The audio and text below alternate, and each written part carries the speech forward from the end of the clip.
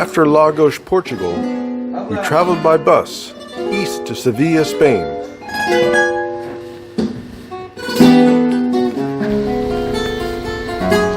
Along the banks of the Guadalquivir River, one of the most important rivers in Spanish history, but more on that later.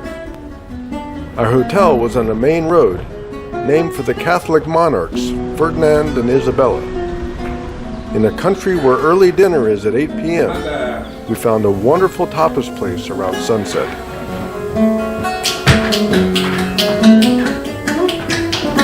Called the Pearl of Andalucía, Sevilla is one of our favorite cities. Its architecture is a beautiful blend of its Moorish Islamic past and Catholic Spanish prime.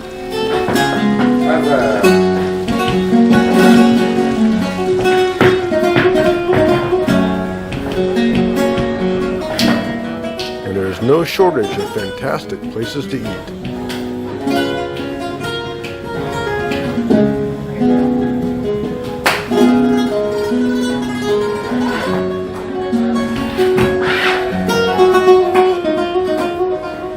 The ultimate fusion of Moorish and Spanish is the Cathedral, the heart of the old quarter, El Casco Antiguo. Originally a 12th century mosque, it was converted to a cathedral in the 15th century, and still is the world's largest Gothic cathedral. The Giralda, the 350-foot bell tower, is the mosque's former minaret and Sevilla's symbol.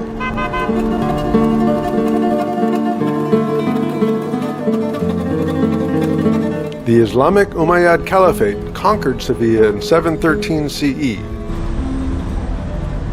and this tower was built in 1220 to guard the Guadalquivir River.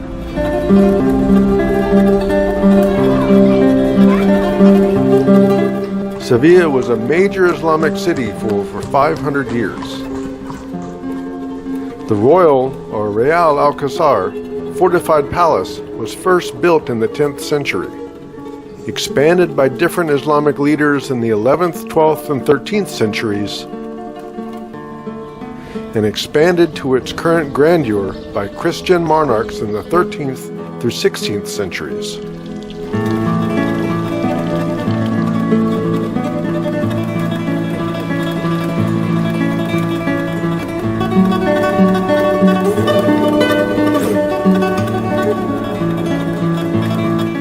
The distinctively Islamic arches, tiles, woodwork, and plasterwork were all preserved.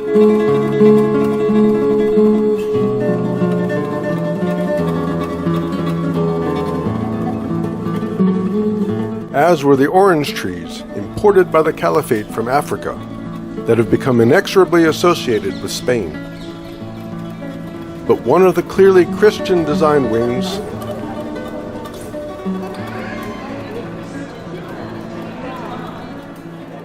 we were lucky enough to stumble upon a Christmas market. 4 halls full of treats sold by Spanish nuns. After the 1492 voyage of Christopher Columbus, Sevilla was about to enter its golden age. In 1503, the Casa de la Contratación was established as the headquarters for all trade outside of Europe and Africa. A major new expedition, captained by Ferdinand Magellan, left Sevilla in September of 1519. 5 ships and about 270 men departed Spain. Crossing the Atlantic Ocean in 158 days, only 3 of the 5 ships successfully rounded the tip of South America, through what's now the Strait of Magellan, and made it to what's now the Philippines, where Magellan was killed. Of the 3 remaining ships, only one, the Nao Victoria, made it back to Spain 3 years after it departed. Walking on the replica of the Victoria in Sevilla, it's incredible to think that a ship this small could ever have hoped to have made the voyage.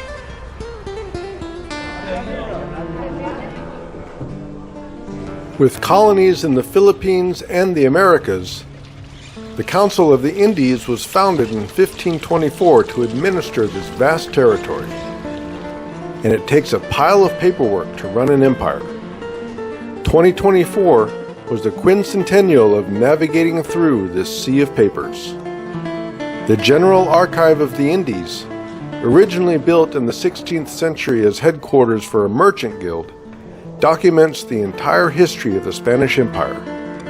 And some of these documents are incredible, like an original copy of the 1494 Treaty of Tordesillas that divided the world between Spain and Portugal, documents from Magellan's expedition, and many more. The University of Sevilla was founded in the early days of the Spanish Empire. A much more recent construction was erected in a plaza adjacent to one of the university buildings. Originally called the Parasol, now the Setas, or Mushrooms of Seville. Beautiful in its own, very modern way, it's a public park, market, and exhibition space.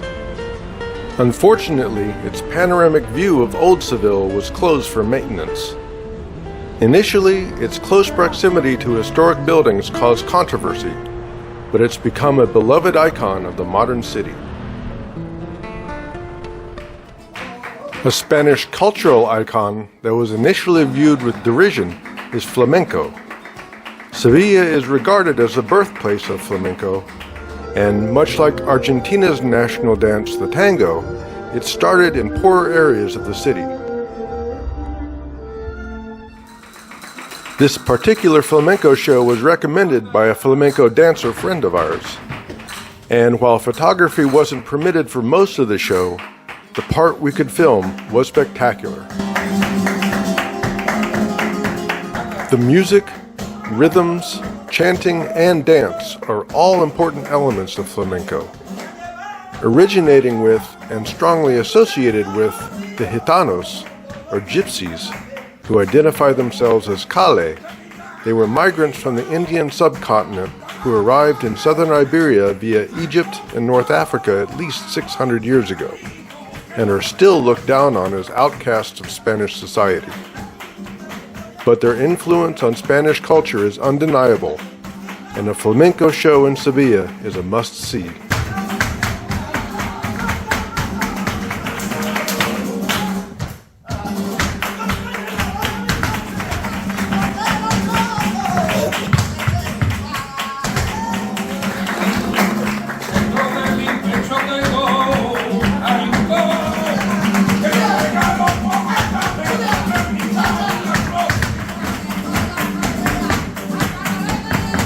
Our last Sevilla sunset over the Guadalquivir was spectacular,